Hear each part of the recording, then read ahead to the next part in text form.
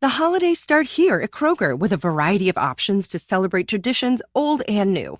You could do a classic herb-roasted turkey or spice it up and make turkey tacos. Serve up a go-to shrimp cocktail or use Simple Truth wild-caught shrimp for your first Cajun risotto. Make creamy mac and cheese or a spinach artichoke fondue from our selection of Murray's cheese. No matter how you shop, Kroger has all the freshest ingredients to embrace all your holiday traditions. Kroger, fresh for everyone.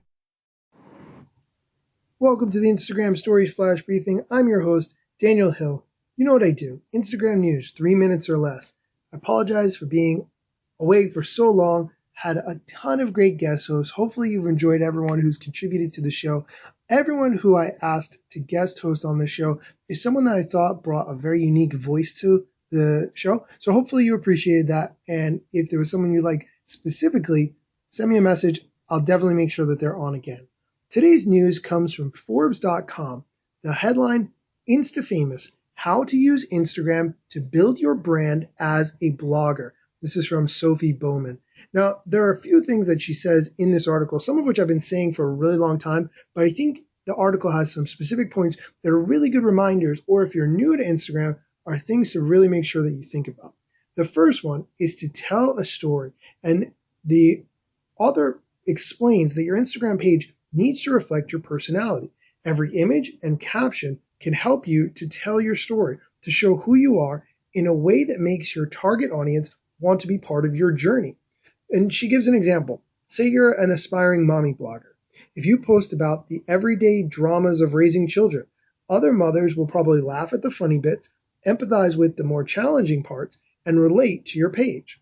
She also suggests shedding the backward mentality. And here's what this means. A lot of people look at Instagram as a way to motivate people to buy specific products or use certain services that they're offering. But she recommends looking at it the other way. Instead, focus on your content providing value to your audience. That value could be making people laugh, cry, smile, learn something, or connect with you.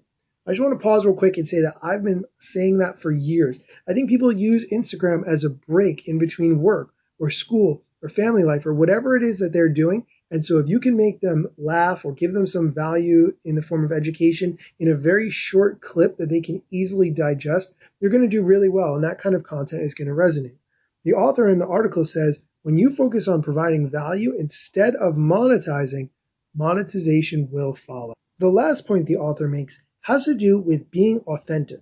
The more real you are, the more likely you are to connect with people.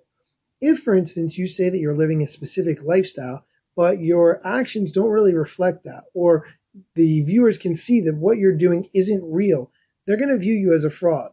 Instead, if you communicate using a consistent, authentic tone of voice that is backed up by your actual life, then that comes across much better. For instance, they give the example in the article of trying to be a car blogger, but if you don't have access to your dream car, what could you do? Well, you could still find a way to maybe review it and talk about it, but don't pretend like you have one if you don't.